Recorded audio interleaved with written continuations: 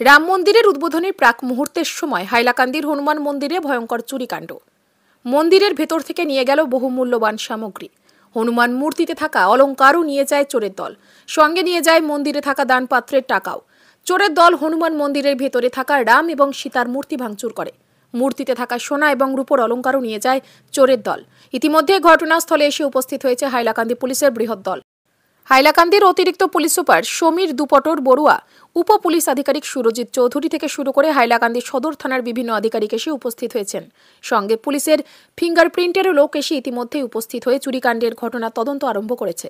বহু লক্ষাধিক টাকার ক্ষয়ক্ষতি হয়েছে বলে মন্দিরের পূজারী ও কমিটির সদস্যরা জানিয়েছেন। 12টা পর্যন্ত আমরা এখানে বউ জামাই আমার ছোট বাচ্চা মিলে রামায়ণ দেখলাম। 12টার পরে গিয়ে ভিতরে ঘুমালাম।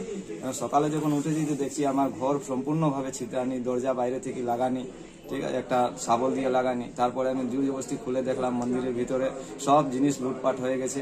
বাবার যা রূপার জিনিস ছিল, হাতের খাড়ু, গলার চেইন, এরপরে কানের ছিল, সব ওগুলো নিয়ে গেছে।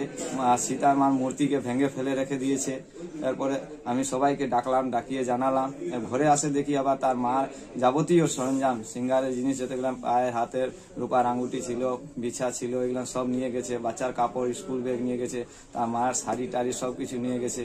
সোনার সামগ্রী খালি বাবার কপালে যেটা আছে ওটাই আছে, আর বাকি রূপার যতটা সামগ্রী ছিল সব নিয়ে গেছে। পাওয়ার খাড়ুটা রাখা আছে খালি, পাওয়ার খাড়ুটা রয়েছে।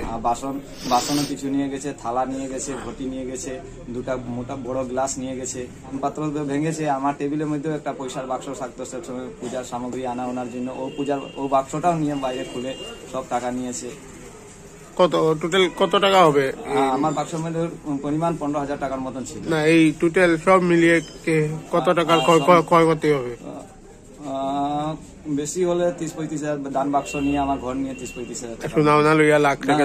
সোনার লইয়া আরো বেশি, লাখ লাখ। লাখের কিনারও। পুলিশ এসেছে? পুলিশ এসেছে, স্যার তারা এসে সুন্দরভাবে তদন্ত করেছেন, সবার নাম স্টেটমেন্ট নিয়েছেন, সবকিছু দেখেছেন। আজকে আমরা সকালবেলা দেখতে পারলাম যে আমরা হাইলাকান্দি স্টেশন রোড স্থিত হনুমান মন্দিরে সকাল সকাল চুরি হয়েছে। যা আমরা দেখতে পাচ্ছি মন্দিরের যে সব সোনা গয়না যা ছিল সব চুরি করে নিয়েছে মন্দির ভেঙে। তারপর দানপাত্রে অনেক টাকা ছিল, সবগুলো চুরি করে নিয়েছে।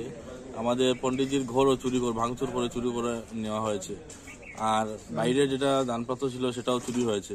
কিন্তু দেখা যাচ্ছে যে আমাদের সব জায়গায়, হাইলাকান্দির সাথে সব জায়গায় যে দিনের পর দিন চুরির কাণ্ড বেড়েই যাচ্ছে, কমছে না। যার জন্য আমরা আমাদের মন্দিরে আজকে এই অবস্থা হয়েছে যে 22 তারিখ আমাদের এত বড় একটা অনুষ্ঠান, অযোধ্যা রাম মন্দির প্রতিষ্ঠা হতে চলেছে, সেই উপলক্ষে আমাদের প্রস্তুতি চলছিল।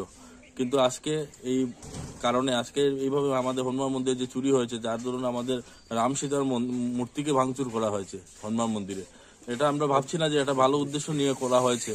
এটার পিছনে কারা আছে বা যারা রয়েছে তাদের দৃষ্টান্তমূলক শাস্তি হওয়া দরকার, এটা আমি ভাবছি। আর হাইলাকান্দিতে পুলিশ প্রশাসনকে বিনম্রভাবে অনুরোধ করছি যে যেভাবে চুরির কাণ্ড বাড়ছে তা আপনারা সবাই একটু সহযোগিতা কঠোরভাবে করুন। আর মোবাইলও নেওয়া হয়েছে, 2টা মোবাইলও নেওয়া হয়েছে। আর এখন পর্যন্ত আমি জানি না ট্রেকিং এর কাজ চলছে কি চলছে না। যদি মোবাইল ট্রেকিং ধরা হয় তাহলে অতি সত্বর এদেরকে ধরতে পারা যাবে। এটা মন্দির চুরি যে হনুমান মন্দির চুরি হয়েছে, এটা আমাদের হিন্দু সনাতন ধর্মের সব আস্থার উপরে একটা আঘাত এসেছে। কারণ এই মন্দিরের উপর সব হিন্দু সনাতন সব মানুষ আমরা আস্থা নিয়ে একটা বিশ্বাস করি যে সবাই আসে এই মন্দিরে। যার জন্য আমরা আজকের এই ঘটনাটা আমরা মর্মান্তিক ভাবে আমরা আহত হয়েছি। যার জন্য আমি পুলিশ প্রশাসনকে, এসপি ম্যাডামকে বলছি যে অতি সত্বর যদি এটা যদি ধরা হয় না, দুষ্কৃতীদেরকে অতি সত্বর যদি ধরা না হয়, তাহলে আগামী দিনে হয়তো বা এরকম ঘটনা প্রচুর হবে। কিন্তু যদি এইভাবে ধরা না হয়, আজকে 24 ঘন্টার ভিতরে আমাদের চুরকে যদি ধরা না হয়, আগামী দিনে আমরা জানি না কি ধরনের আমরা রাস্তায় নামতেও বাধ্য হব।